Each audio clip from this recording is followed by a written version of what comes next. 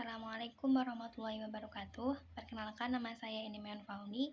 Di sini saya akan mempresentasikan hasil tugas saya, yakni mata kuliah Hukum Perdikatan yang diampu oleh Bapak M. Zidni Nafi SB, SE, MIF, ME yang berjudul Bank Garansi. Di sini saya akan menjelaskan pengertian dari bank garansi itu sendiri.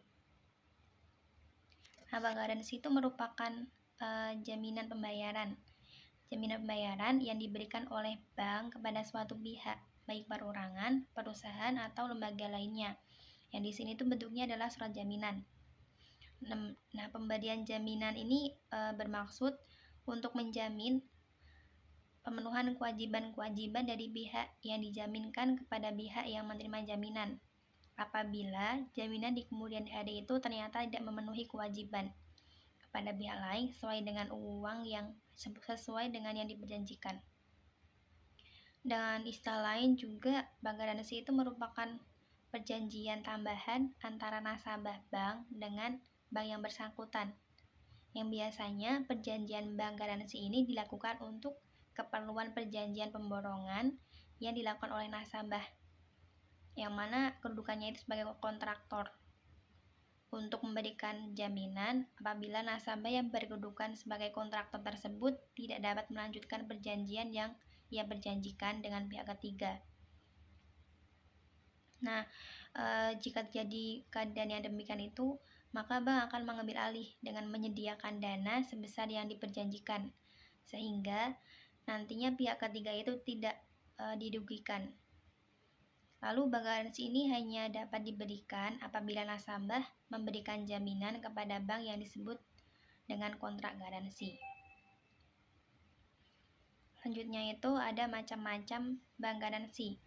Nah, macam-macam ini terbagi menjadi dua.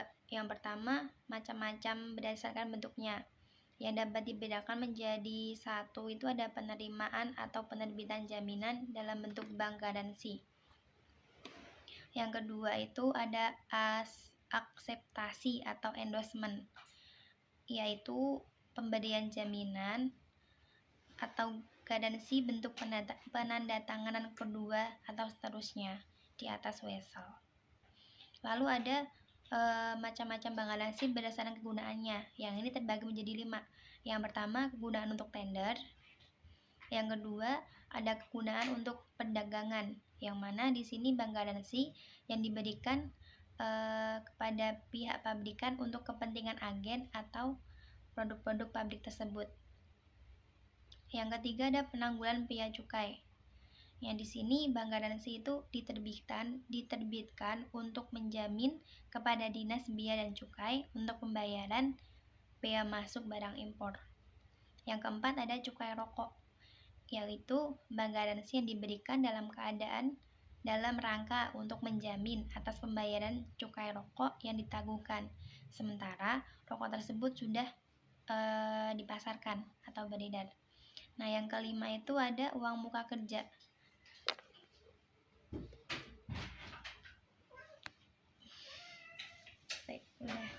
Kita masuk dulu.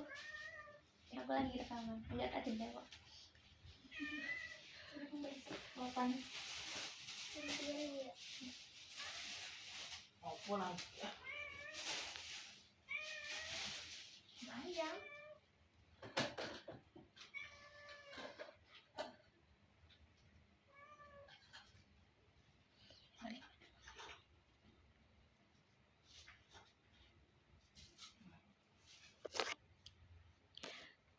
Yang kelima itu ada uang muka kerja, yaitu bank garansi yang diberikan untuk mengambil uang muka pelaksanaan proyek dalam kontrak-kontrak tertentu. Yang selanjutnya itu ada pihak-pihak yang terlibat dalam bank garansi. Yang pertama itu ada pihak penjamin atau bisa disebut bank, yang mana merupakan pihak yang mengeluarkan bank garansi itu sendiri yang diinginkan oleh nasabah, yang berarti bank akan memberikan jaminan pembayaran kepada pihak lain atau pihak ketiga apabila nasabah yang dijaminkan ingkar janji. Yang kedua itu ada pihak terjamin atau di sini disebut dengan nasabah, yang mana merupakan pihak yang meminta jaminan kepada bank untuk membiayai suatu usaha atau proyek. Jaminan ini dapat pula dilakukan untuk mengikuti tender, yang tujuannya agar nasabah dianggap memiliki uang sejumlah tertentu, sehingga oleh pihak pemberi pekerjaan atau pihak ketiga itu nasabah dianggap memiliki uang. Yang ketiga itu ada pihak penerima jaminan atau disebut pihak ketiga, yang mana merupakan pihak yang memberikan pekerjaan kepada nasabah untuk mengerjakan suatu proyek. Tujuannya di sini adalah agar proyek yang dikerjakan selesai tepat waktu dan sesuai pula dengan persyaratan yang telah disepakati.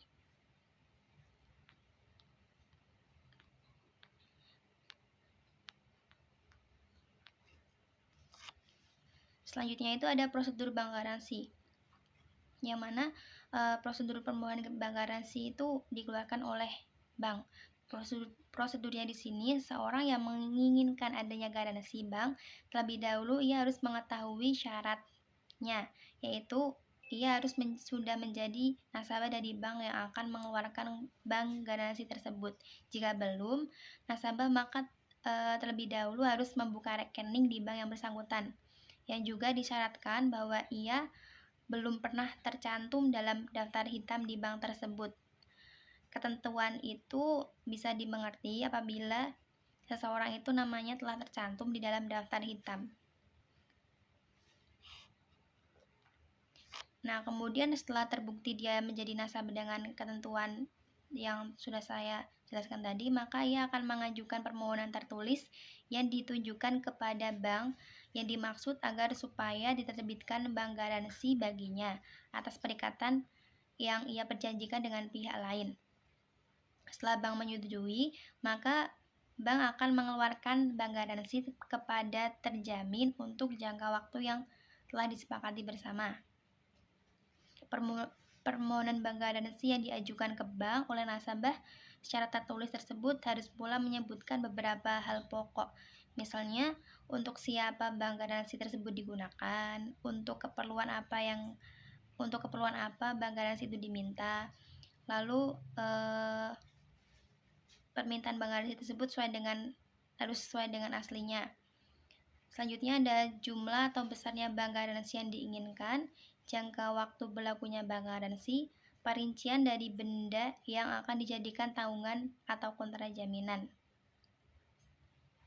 Kemudian setelah mengajukan permohonan dengan keterangan-keterangan yang dibutuhkan oleh bank, maka pemohon akan mengisi formulir yang telah disediakan oleh bank dan menandatanganinya, kemudian menyerahkan kembali ke bank. Juga pemohon akan membayar sejumlah uang sebagai syarat administrasi dan menyerahkan jaminan kebenaran.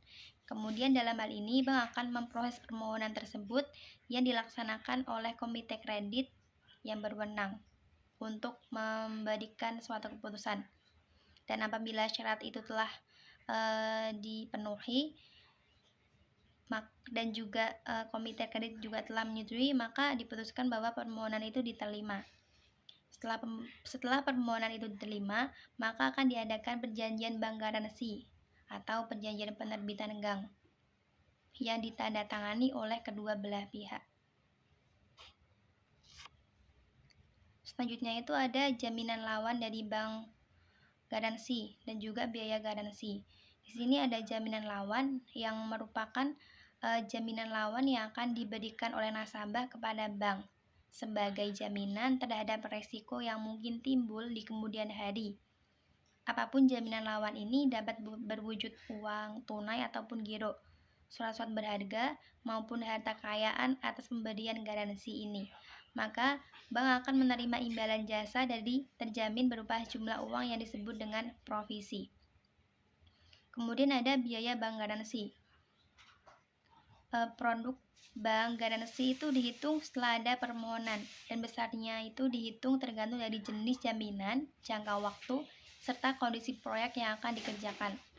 Contoh bank garansi itu adalah jaminan pelaksanaan, yang mana di sini semisal nilai proyeknya itu sebesar 10 miliar. Nah, nilai jaminannya itu adalah 5%, sehingga diperoleh 500 juta. Nah, jangka waktunya itu adalah 12 bulan rate-nya 5% per tahun, dan didapatkan biaya jasa itu sebesar 500 juta kali 5%, yang mana terdapat hasil 25 juta. Nah, mungkin cukup sekian presentasi dari saya, kurang lebihnya saya mohon maaf. Wassalamualaikum warahmatullahi wabarakatuh.